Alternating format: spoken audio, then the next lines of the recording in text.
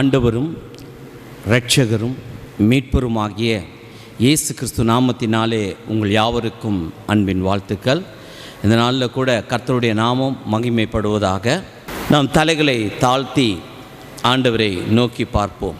இரக்கமுள்ள எங்கள் நல்ல பிதாவே, உமக்கே ஸ்தோத்திரம், துதியும் கனமும் மகிமையும் செலுத்துகிறோம். இந்த நாளுக்குரிய வார்த்தையை ஆவியானவர் என்ன பேச திட்டம் வைத்திரோ அடியனை மறைத்து நீர் பேசும். ஆண்டு ஒவ்வொருவரையும் பலப்படுத்தி நீர் ஆசீர்வதியும். ஏற்ற வார்த்தைகளை கொடுத்து திடப்படுத்தும் நன்மைகள் உண்டாகட்டும் என்று செபிக்கிறோம். இதற்கு விரோதமாய் கிரியை செய்கிற சத்துரு வல்லமைகள் இயேசு கிறிஸ்து நாமத்தினால கடிந்து அப்புறப்படுத்துகிறோம். எல்லா பெயரும் புகழும் மகிமையும் என் இயேசு ஒருவருக்கு மாத்திரம் செலுத்துகிறோம். இயேசு கிறிஸ்துவின் மூலம் ஜெபிக்கிறோம் பிதாவே, ஆமென். மார்க்கு எழுதின சுவிசேஷம் 15ஆம் அதிகாரம் 17வது வசனத்தை வாசிப்போம். சிவப்பான மேல் அங்கியை அவருக்கு உடுத்தி முள்முடியை பின்னி அவருக்கு சூட்டி. ஆமென். இந்த நாள் இயேசு கிறிஸ்துவனுடைய தலையில் வைக்கப்பட்ட முள் முடியை நாம் தியானிக்கிறோம். அவருடைய சிலுவை பாடுகள், சிலுவை மரணத்தை நாம் தியானிக்கிறோம். இந்த சிலுவை மரணம்தான் நமக்கு மீட்பு கொடுக்கும் ஒரு சின்னமாக மாறினது. மீட்பு கொடுப்பதற்காகத்தான் ஆண்டவர் நமக்கு இந்த பூமியிலே வந்து பிறந்தார்.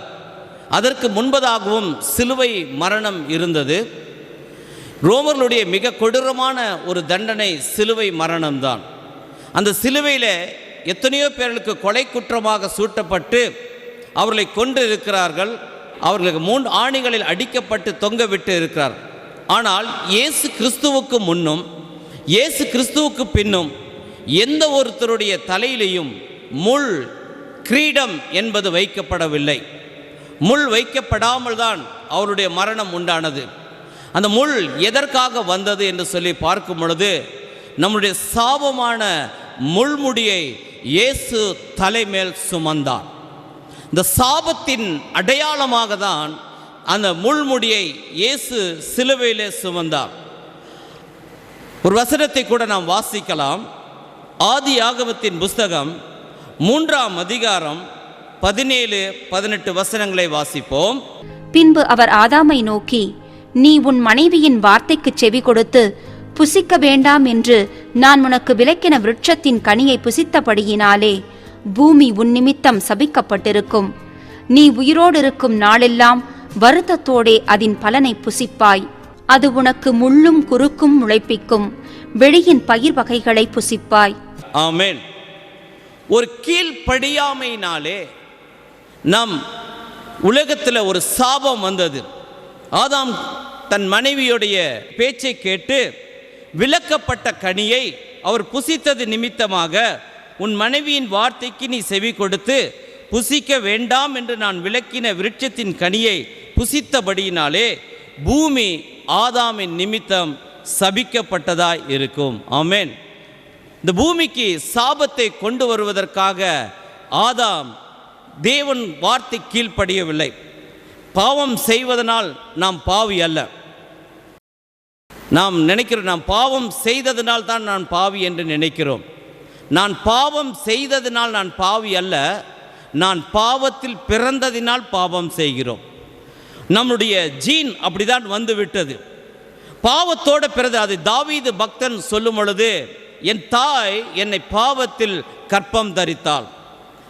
நான் அந்த இந்த ரைம்ஸ் ஒன்று சொல்லுவார்கள். Johnny Johnny yes papa, eating sugar no papa, telling lies no papa, open your mouth ஆஹான உள்ள என்ன இருக்கும், ஸ்வீட் இருக்கும். அந்த குழந்தைக்கு யாராவது பொய் சொல்ல கற்றுக் கொடுத்துருக்குறோமா? என்னைக்காவது ஒரு குழந்தைக்கு இப்படி பேசு, இப்படி சொல்லு, பொய் சொல்லு நீ என்று சொல்லியிருக்கிறோமா? அது எப்படி வந்தது? அது மூதாதையர் மூலமாக இரத்தத்திலே வந்ததினாலே. நம்முடைய வாழ்க்கையில் 2 காரியங்கள் நம்ம அறிந்து கொள்ள வேண்டும். ஒன்று ஜென்ம பாவம் என்று தொடர்ந்து வருகிறது. இன்னொன்று கர்ம பாவம் என்று 2 பாவங்கள் உண்டு. ஜென்ம பாவம் என்பது மூதாதையர் மூலமாக வருகின்ற பாவம்.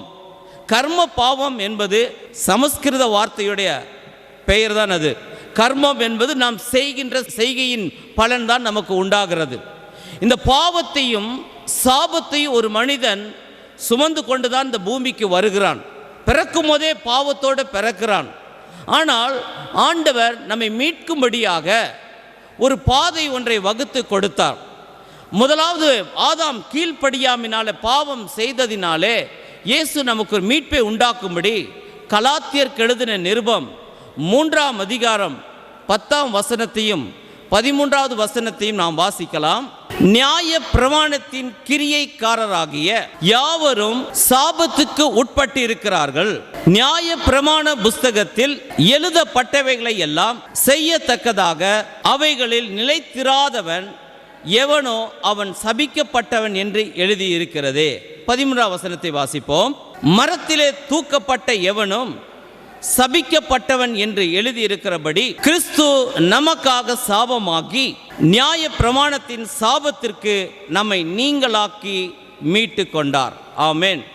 சிலுவையினாலே அநேக ஆசீர்வாதங்களை நாம் பெற்று இருக்கிறோம். அதில் மிகப்பெரிய ஆசீர்வாதம் என்னன்னா சாபத்திலிருந்து விமோசனம். சாபம்தான் ஒரு மனிதனை முன்னேற முடியாதபடிக்கு தன் சந்ததியாய் இன்றைக்கு தாக்கி கொண்டு இருக்கிறது. இன்றைக்கு எத்தனையோ குடும்பங்களிலே பார்க்கும் பொழுது சாபத்தின் விளைவுகள் தொடர்ந்து வருவதனால் அவருடைய வாழ்க்கையில் விருத்தி அடைய முடியல, வர வேண்டிய நன்மைகள் வரல, பெற்றுக்கொள்ள வேண்டிய நன்மைகள் பெற முடியாமல் இருக்கிறது. ஆனால் இயேசு நம்முடைய சாபத்தை சிலுவையில் சுமந்து தீர்த்து விட்டார். இப்போ இயேசு சுமந்து தீர்த்ததுக்கு பிற்பாடு நமக்கு சாபம் தொடருமா தொடராதா? நிறைய ஒரு கேள்வி இதுதான். கிறிஸ்தவர்களுக்கு, ரட்சிக்கப்பட்ட கிறிஸ்தவர்களுக்கு சாபம் தொடருமா தொடராதா என்று கேட்டால் இதற்கு எப்படி பதில் சொல்ல முடியும் என்று சொன்னால் தொடரும், தொடராது அப்படின்னா எதையுமே தெளிவாக சொல்ல முடியாது. ஒரு சிலருக்கு இது தொடருகிறது, ஒரு சிலருக்கு அது முற்றிலுமாக நிற்கிறது. ஆனால் எனக்கு சாபம் இருக்கிறது என்று எப்படி நான் அறிந்து கொள்ள முடியும்? அதோட விளைவுகள் எப்படி என்பதை நாம் அறிந்து கொள்ள முடியும். இன்றைக்கு வாசித்த அந்த வேத பகுதியில் உபாகமம் 28ஆம் அதிகாரம் 1 to 14 முடிய அநேக கிறிஸ்தவர்கள் அதை வாசிப்பார்கள். அதிலிருந்து அநேக தேவ செய்திகளை நாம் கேட்டு இருக்கிறோம். அந்த தேவ செய்திகள் எல்லாம் நமக்கு ஆசீர்வாதம். கேட்கும்போது ரொம்ப சந்தோஷமாக இருக்கும். உன்னை வாளாக்காமல் தலையாக்குவேன், உன்னை கீழாக்காமல் மேலாக்குவேன் என்று சொல்லி அதில் அந்த 1ஆம் வசனத்தை 28ஆம் அதிகாரம் 1ஆம் வசனத்தை நாம் வாசிப்போம். இன்று நான் உனக்கு விதிக்கிற உன் தேவனாகிய கர்த்தருடைய கட்டளைகளின்படி எல்லாம் செய்ய நீ கவனமாயிருக்கும்படிக்கு அவர் சத்தத்திற்கு உண்மையாய் செவி கொடுப்பாயானால் உன் தேவனாகிய கர்த்தர் பூமியில் உள்ள சகல ஜாதிகளிலும் உன்னை மேன்மையாக வைப்பார். ஆமென். அப்படின்னா நமக்கு என்னன்னா ஆசீர்வதிக்கப்பட்டவள் யார் என்றால் நாம் தான். நம்மை தான் தேவன் ஆசீர்வதிக்க வேண்டும் என்று தேவன் விரும்புகிறார். அந்த வசனத்தின்படி நீங்கள் செய்யும் பொழுது, அந்த வார்த்தையின்படி நீங்கள் நடக்கும் பொழுது ஆண்டவர்களை பரிபூர்ணமாய் ஆசீர்வதிக்கிற ஆண்டவராய் இருக்கிறார். பரிபூர்ணமான நன்மையை கொடுக்கிற ஆண்டவராய் இருக்கிறார். நாம் அநேக வேளையில் செய்கிற காரியம் தான், நம்ம ஆண்டவர் ஆசீர்வதிக்கிறார் என்று நமக்கு தெரிந்திருந்தாலும் உலக ஆசீர்வாதங்களை மாத்திரதான் நாம் பார்த்துருக்கிறோம். ஆனால் உலகத்தில் ஆசீர்வதிக்கப்படும் பொழுது தேவன் நமக்கென்று வைத்திருக்கிற நன்மைகள் நமக்கு இந்த வசனம் எல்லோருக்குமே தெரியும். ஆனால் நம்ம அதை சரியாக புரிந்து கொள்ளாமல் தான் படித்திருக்கிறோம். மத்தேயு எழுதின சுவிசேஷம் 6ஆம் அதிகாரம் 33வது வசனத்தை நாம் வாசிப்போம். முதலாவது தேவனுடைய ராஜ்யத்தையும் அவருடைய நீதியையும் தேடுங்கள், அப்பொழுது இவைகளெல்லாம் உங்களுக்கு கூட கொடுக்கப்படும். முதலாவது தேவனுடைய ராஜ்யத்தையும் அவருடைய நீதியும் தேடுங்கள், அப்பொழுது இவைகளெல்லாம் கூட கொடுக்கப்படும். இது நம்ம அநேகருக்கு சொல்லுவோம், தேவ ராஜ்யத்தை தேடிருப்பா, தேவ ராஜ்யத்தையும் அவருடைய நீதியும் தேடினால் இவையெல்லாம் உனக்கு கூட கொடுக்கப்படும் என்று சொல்லியிருக்கிறது சொல்லி நாம் அநேக டைம் இந்த வார்த்தை சொல்லுகிறோம். ஆனால் அதில் எனக்கு ஒரே ஒரு கேள்வி, தேவ ராஜ்யம் என்றால் என்ன? நீதி என்றால் என்ன? ராஜ்யம் என்று சொன்னால் என்ன? நான் அநேக இடத்துல கேட்கும்போது ராஜ்யம் என்று சொன்னால் ஹெவன்லி கவர்மெண்ட் அப்படி இங்கிலீஷில் சொல்லிடுவாங்க. நீதி என்று சொன்னால் நீதினா நீதி தான். ஆமென். நமக்கு சில வேளையில் குருட்டு பாடத்தை படித்து கொண்டு போவதை போல தான் நம்ம படித்து கொண்டு போகிறோம். நான் ஆண்டவர்கிட்ட கேட்டேன், ஏசப்பா உம்முடைய ராஜ்யம் என்றால் என்ன, நீதி என்றால் என்ன? ராஜ்யம் என்பது பரலோக ராஜ்யத்தை குறித்ததான காரியம். அதை எப்படி நாங்கள் தேட வேண்டும்? இந்த பூமியில் நாம் வாழ்கிற பொழுது இந்திய தேசத்தோட சட்டத்திட்டங்களுக்கு, நாம் இந்த ராஜ்யத்தோட சட்டங்களுக்கும் அதோடைய திட்டங்களுக்கும் நாம் கீழ்ப்படிந்து நடந்தால்தான் நம்ம இங்கே இடத்துல வைப்பார்கள். இல்லை என்றால் நம்ம இந்த தேசத்தில் நம்ம தேச துரோகம் செய்து விட்டோம் என்பார்கள். அதனால் இந்த நம்ம ரோட்டில் போகும்போது ஒரு வாகனம் ஓட்டும்போது ஆல்வேஸ் கீப் லெஃப்ட் என்று சொல்லப்பட்டிருக்குது. அந்த இடது பக்கமாகத்தான் நாம் போக வேண்டும். அதுக்கு ஒரு சில வரைமுறைகளை வைத்திருக்கிறார்கள். அந்த சட்டத்தை இல்லை நான் எப்படி வேணால் போகுவேன், இது சுதந்திர நாடு என்று சொல்லி நாம் போக முடியாது. சுதந்திரம் உண்டு தான், ஆனாலும் சட்டத்திட்டங்கள் உண்டு. அதே போல பரலோக ராஜ்யத்திலும் ஆண்டவர் நமக்கு பல சட்டத்திட்டங்களை வகுத்து கொடுத்திருக்கிறார். அதன்படி நீங்கள் செய்யும் பொழுது, அதன்படி நீங்கள் நடக்கும் பொழுதுதான் அந்த பரலோகத்துடைய நன்மைகள் உங்கள் வாழ்க்கையில் வந்து பலிக்கும். அந்த வசனம் அப்படிதான் சொல்லுகிறது. இந்த ஆசீர்வாதங்கள் எல்லாம் உங்களுடைய வாழ்க்கையில் வந்து 100க்கு 100% பலிக்கும். அது அப்படியே நடக்கும். நீதி என்றால் என்ன? ஜஸ்டிஸ். தேவனுக்கு ஒரு நீதி உண்டு, மனுஷனுக்கு ஒரு நீதி உண்டு. சில இடத்துல மனித நீதிகள் சில இடத்துல சொல்லப்படும். நான் வேலையில் செய்து கொண்டிருந்த காலங்களிலே ஒரு குறிப்பிட்ட பகுதிக்கு எனக்கு டிரான்ஸ்ஃபர் கிடைத்தது. நான் உண்மையாக வாழ்ந்த ஒரு மனிதனும் கிடையாது. ஆண்டவரை சரியாக புரிந்து கொள்ளாத ஒரு வாழ்க்கை. எனக்கு சிறு வயதில் அரசாங்க வேலை கிடைத்தது. கொஞ்ச நாள் நல்லா உண்மையாக இருந்தேன். அதற்கு பிற்பாடு பார்க்கும்போது அநியாயத்தின் கூலி அதிகமாய் கிடைக்க ஆரம்பித்தது. அதற்காக வேண்டிய அந்த பிரயாசத்தை எடுத்தோம். அதற்காக வேண்டிய அந்த டிரான்ஸ்ஃபர் எல்லாவற்றையும் நாங்கள் ட்ரை பண்ணோம். அதையெல்லாம் பெற்றுக்கொண்டோம். அதில் வரும்போது நல்ல சம்பாத்தியம் கிடைக்கும், கை நிறைய பணம் கிடைக்க ஆரம்பித்தது. என்னுடைய இருதயம் கொஞ்சம் கொஞ்சமாய் மாற ஆரம்பித்தது. தேவனை விட்டு வழி விலக ஆரம்பித்து விட்டேன். பாவம் வந்தவுடனே வழி விலக ஆரம்பித்து விட்டேன். அப்போ அந்த அநியாயத்தின் கூலியை நான் சம்பாதிக்க ஆரம்பித்தேன். அதற்காக நான் எடுத்த பிரயாசங்கள் எல்லாவற்றையும் பார்க்கும் பொழுது நான் அதற்காகவே முயற்சி செய்தே பல காரியங்களை சம்பாதித்தேன், அநியாயத்தின் சம்பாதித்தேன். நான் நினைத்தேன் ஆண்டவர் என்னை ஆசீர்வதித்து விடுவார் என்று சொல்லி.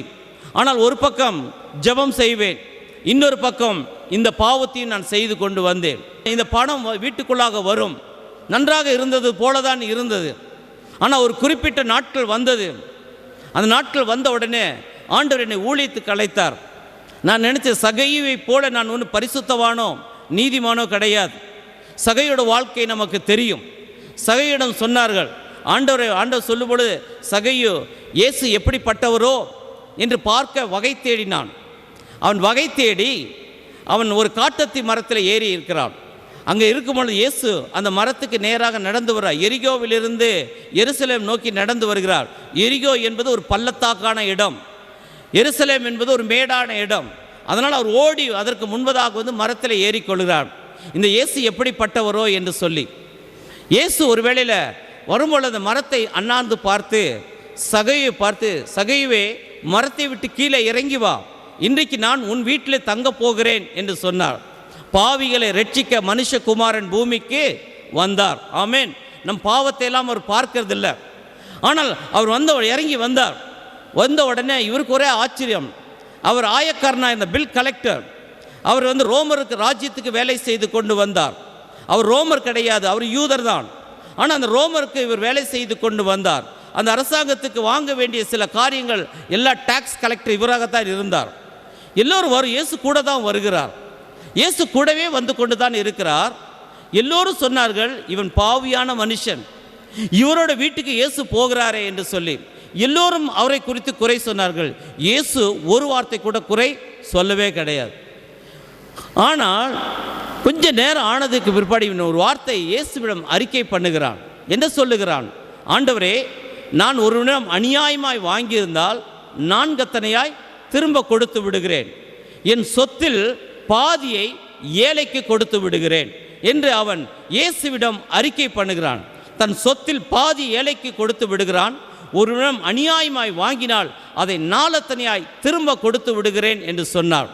இந்த சொன்ன உடனே இயேசு கூட தான் வந்தார், இயேசு கூட தான் போகிறார். இப்போ சொன்னார் இயேசு, இன்றைக்கு இந்த வீட்டுக்கு ரட்சிப்பு வந்தது. ஆமேன். நான் பாவியாக இருந்தால் கூட இயேசு என் கூட இருப்பார். ஆனால் ரட்சிப்பு எப்போ வரும் தெரியுங்களா? பாவத்தை விடும்பொழுது. ரட்சிப்புனா என்ன? அநேகர் என்னோடு கூட ஃபோன் பண்ணி சொல்வார்கள், பிரதர் நான் ரட்சிக்கப்பட்டுட்டேன், ஆனால் அவங்க ரட்சிக்கப்படலை, அவங்களுக்கு இன்னும் அந்த அனுபவம் இல்லை. அப்போ நான் ஒரு ஆவிக்குரிய ஒரு மனிதனிடத்தான் நான் கேட்டேன், ரட்சிப்புனா என்னங்கன்னு கேட்டேன். ஆமேன். அப்போ அவர் சொன்னார், ரட்சிப்புனா நான் ஞானஸ்தானம் எடுத்துட்டேங்க, இயேசுவை ஏற்றுக்கொண்டேனுங்க. அப்போ ரட்சிப்புனா என்ன? அதோட நேரடியான வார்த்தை தான் பதில் வேண்டும் என்று சொல்லி அவர்கிட்ட கேட்டேன். நான் அவருக்கு தெரியல, நான் இயேசுகிட்ட வந்துட்டேன், நான் இந்த சபைக்கு போகிற ரட்சிப்பு, சபைக்கு போவதனால் இந்த ஆலயம் போவதனால் ரட்சிப்பு அல்ல. இன்றைக்கி அப்படி தான் சொல்லப்படுது. ஒரு கூட்டம் 144,000 பேர் நாங்கள் தான் பரலோகம் போவோம், மற்றவங்க யாரும் போக மாட்டாங்க. இவங்களுக்கு அப்படியே ஒரு எண்ணம். அப்படின்னா ரட்சிக்கப்பட்டவர்கள் நாங்கள் தான் என்று சொல்லி அவர்கள் அந்த காரியத்தை செய்து கொண்டு வரார்கள். ஆனால் கர்த்தருடைய நாமத்துக்கே மகிமை உண்டாவதாக. ரட்சிப்பு என்றால் என்ன? ரோமருக்கு எழுதின நிருபம் 10ஆம் அதிகாரம் 8, 9, 10 வசனங்களை வாசிப்போம். இந்த வார்த்தை உனக்கு சமீபமாய் உன் வாயிலும் உன் இருதயத்திலும் இருக்கிறது என்றும் சொல்லுகிறது. இருக்கிறது என்று சொல்லு. எந்த வார்த்தை? வசனம் எப்போ வாசிக்கும் போது நீங்கள் இப்படி போட்டு வாசித்தீங்கன்னு வச்சுக்கோங்க, ஒரு நிறைய காரியங்கள் தெரியும். ஆண்டவருக்கு என்ன வார்த்தை? ஒரு வசனம் எடுத்துக்கிட்டா, ஒரு வாக்குத்தத்தை எடுத்துட்டா, இந்த வாக்குத்தத்துக்கு முன்னாலேயும் பின்னாலேயும் நீங்கள் படித்து பார்த்தீங்கன்னா தெரியும் அது என்ன வார்த்தை, எந்த வார்த்தை. அடுத்த வசனம் வாசிங்க. என்னவென்றால், கர்த்தராகிய இயேசுவை நீ உன் வாயினாலே அறிக்கையிட்டு தேவன் அவரை மரித்தோரிலிருந்து எழுப்பினார் என்று உன் இருதயத்திலே விசுவாசித்தால் ரட்சிக்கப்படுவாய். ரட்சிக்கப்படுவாய். ஹல்லேலூயா. ஒரு ஹல்லேலூயா சொல்லலுங்களா? ஆமென். இருதயத்திலே விசுவாசித்து வாயினாலே அறிக்கை பண்ண வேண்டும். அப்போ நம்ம இருதயத்தில் இயேசு என்னன்னா, நம்ம இந்த கம்யூனியன் சர்வீஸில் சொல்லப்படும். அதில் என்ன சொல்லுவாங்க? அதை எடுத்த உடனே சொல்லுவாங்க, இயேசு கிறிஸ்து எனக்காக. சொல்லுங்களேன், இயேசு கிறிஸ்து. நீங்கள் சொல்லுங்கள், இன்றைக்கி எல்லாம் ரட்சிக்கப்படுறீங்க பாருங்க. இயேசு கிறிஸ்து எனக்காக மரித்தார், எனக்காக உயிரோடு எழுந்தார், எனக்காக மறுபடியும் வருவார் என்பதை என் இருதயத்தில் விசுவாசித்து என் வாயினாலே அறிக்கை பண்ணுகிறேன். இந்த வார்த்தை சொன்ன உடனே ரட்சிப்பு வந்துருச்சு. இப்படி தாங்க ரட்சிப்பு. ரட்சிப்பு என்பது ஒரே நிமிஷம்தான். ஆனால் இந்த ரட்சிக்கப்பட்டுட்டோம்னு சொல்கிறாங்க. ரட்சிப்பு என்று அவங்கள்ட்ட கேட்டு பாருங்க, அவங்களுக்கு பதில் தெரியாது. ஆனால் ரட்சிக்கப்பட்டுட்டோம். என்ன ரட்சிப்பு? இது இந்த வார்த்தை சொன்ன நீங்கள் ரட்சிக்கப்பட்டீங்க. அடுத்த வசனத்தை வாசிப்போம். நீதியுண்டாக இருதயத்திலே விசுவாசிக்கப்படும், ரட்சிப்புண்டாக வாயினாலே அறிக்கை பண்ணப்படும். நீதி உண்டாக இருதயத்தில் விசுவாசிக்கப்படும், ரட்சிப்பு உண்டாக. ஆமென். நமக்கு தெரியும், நம்ம அநேக காரியங்களை பார்க்கிறோம். இன்றைக்கி எல்லாமே உங்கள் வார்த்தையில் தான் எல்லாமே அடங்கியிருக்கும். நான் ஒரு நாள் இப்படி தான் இருந்தபோது, ஒரு நாள் சம்பாதித்தல ஒரு காரியம் செய்தேன். ஒரு அம்மா பேசுனாங்க, ஏன்பா இப்படி கொள்ளை அடிக்கிறீங்களே, அநியாயம் செய்கிறீங்களே, வயசாச்சுனா தலையெல்லாம் ஆடி போயிரும்பா அப்படின்னாங்க. நான் அப்போ இந்த இளமை ஒரு துடுக்கு, நல்ல பணம், செல்வாக்கு. நான் சொன்னேன், நீ அதை பற்றி கவலைப்படாதம்மா, நீ அதை பற்றி கவலையே படாத, நான் ஒரு ஸ்டாண்ட் போட்டு என் கழுத்தை பிடிச்சிக்குவேன்னு ஒரு வார்த்தை அப்படி நான் சொல்லிவிட்டேன். போன வாரம் நான் வீட்டில் படுத்து தூங்கியிருந்தேன். இரவு 2:20 என் தலையிலிருந்து முதுகு வரைக்கும் பயங்கரமான வலி. இந்த கை என்னால் தூக்க முடியல, கழுத்தை இப்படி தலாடிலேருந்து இப்படி நகர்த்த முடியல, இப்படி திருப்ப முடியல, இந்த பக்கம் திருப்ப முடியல, பயங்கரமான வலி. என்னால் அந்த நேரத்தில் எழுந்து ஜெபம் பண்ணி விட்டு போனோம். அப்பொழுது எனக்கு ஒரு காரியம் வந்தது. நான் அது கிட்டத்தட்ட 30 வருடங்களுக்கு முன்பதாக, நான் வேலையில் இருந்தபோது, திருமணம் ஆவதற்கு முன்பதாக இருந்த ஒரு காரியம். அந்த வார்த்தை அப்பொழுது என் நினைவில் வந்தது. தலை கொஞ்சம் அசைக்க முடியலன்னு ஒன்று, இத்தனை பாடுபட்டியே, நான் எவ்வளோ அப்போதான் நான் உணர்ந்தேன். நாம் பேசுகிற வார்த்தை தேவன் ஒரு நாள் நியாயத்தில் கொண்டு வந்து நிறுத்துவார், அதை அப்படியே கொண்டு வருவார். நமக்கு காலங்கள் வேணால் வித்தியாசமாக இருக்கும், ஆனால் அது அப்படியே நடக்கும். பிரசங்கியின் புஸ்தகம் 12ஆம் அதிகாரம் கடைசி 2 வசனங்களை நாம் வாசிப்போம். காரியத்தின் கடைத்தொகையை கேட்போமாக, தேவனுக்கு பயந்து அவர் கற்பனைகளை கைக்கொள். தேவனுக்கு பயந்து காரியத்தின் கடைத்தொகையை கேட்போமாக அப்படின்னா, கடைசி ஆண்டவர் என்ன சொல்ல வர்றார்? அந்த 12ஆம் அதிகாரம் 1ஆம் வசனத்திலிருந்து வாசிக்கும்போது தெரியும். அது சொல்லும்போது காரியத்தின் கடைத்தொகையை நாம் அறிந்து கொள்வோம்.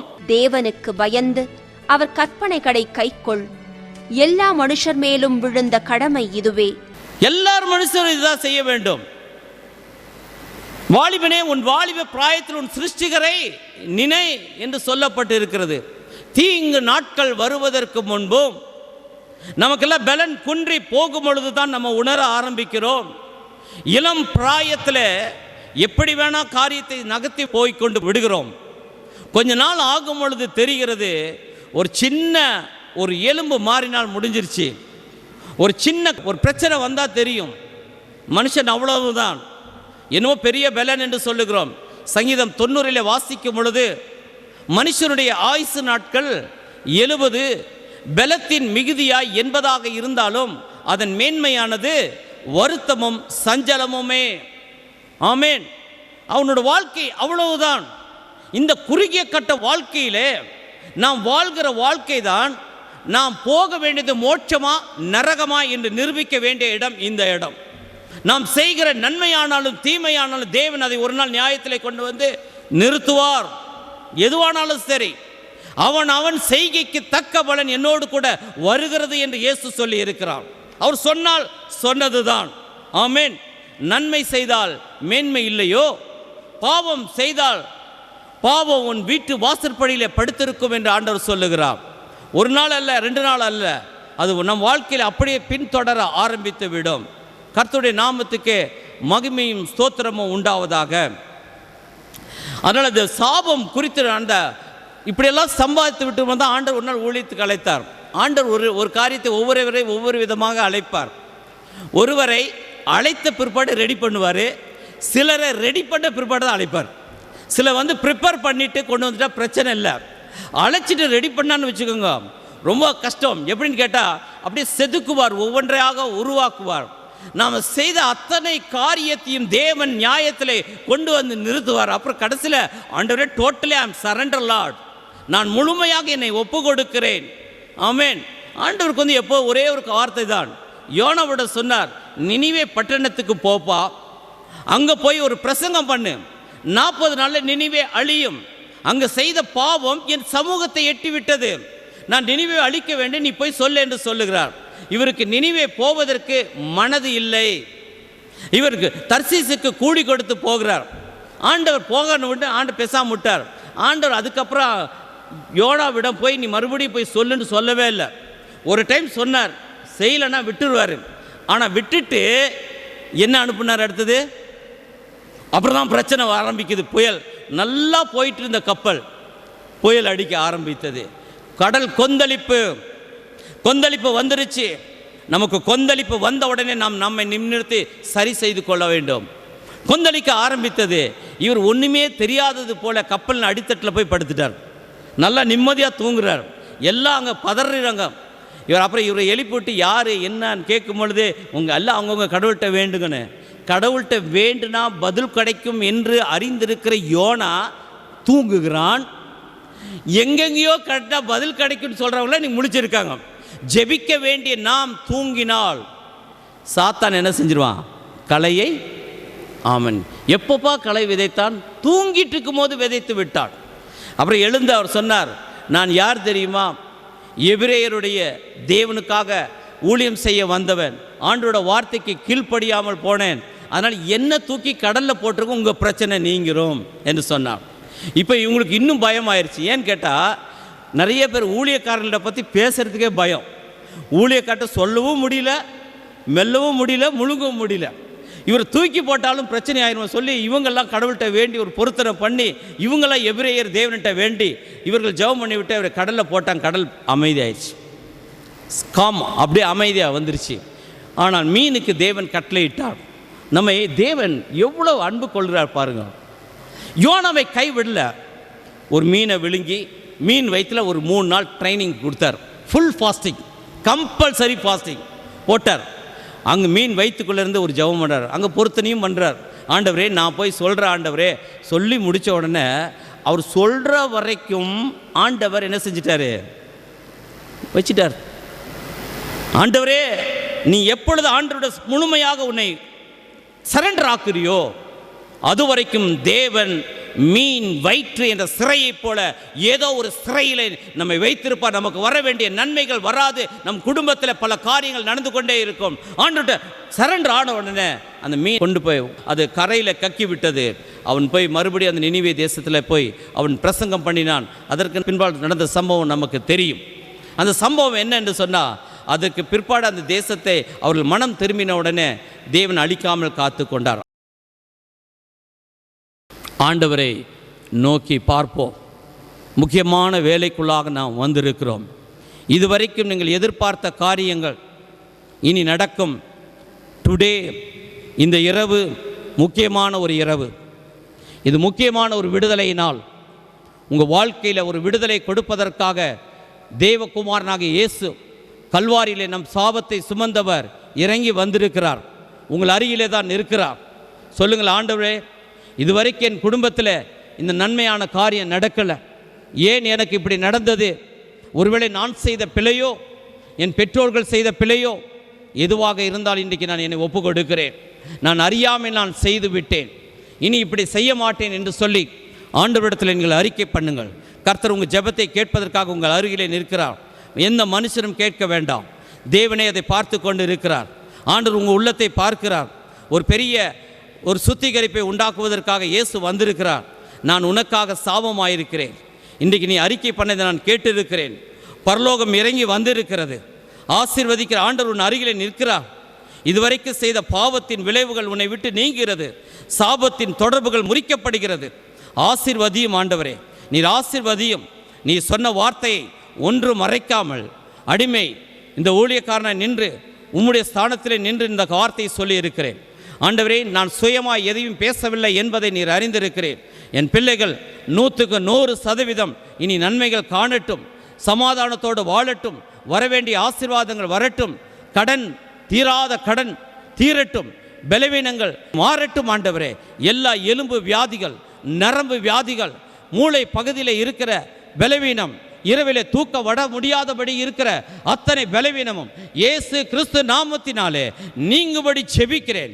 வருமானம் எவ்வளவு வந்தாலும் சரி, பொத்தல் பையிலே போடுவது போல வீணான செலவினங்கள், மருத்துவ செலவுகள், நஷ்டங்கள் எனக்கு வருகிறது. அது இன்றையிலிருந்து ஆண்டவரே அதுக்கு ஒரு முற்றுப்புள்ளியை இயேசுவின் நாமத்தில் வைத்து செபிக்கிறேன். இவளை மனதார ஆசீர்வதிக்கிறேன். உங்களுடைய ஸ்தானத்தில் ஆசீர்வதித்து அனுப்புகிறோம். ஆண்டவரே, இந்த சாபங்கள் எல்லாம் இந்த நாள் முதல் ஆசீர்வாதமாய் மாறட்டும், அப்படியே வந்து பழிக்கட்டும் என்று செபிக்கிறேன். நீர் அப்படியே செய்து விட்டதற்காக உமக்கே நன்றியும் ஸ்தோத்திரமும் துதியும் செலுத்துகிறோம். இயேசு கிறிஸ்துவினுடைய பரிசுத்தமுள்ள நாமத்திலே ஜெபிக்கிறோம் பிதாவே. ஆமேன், ஆமேன்.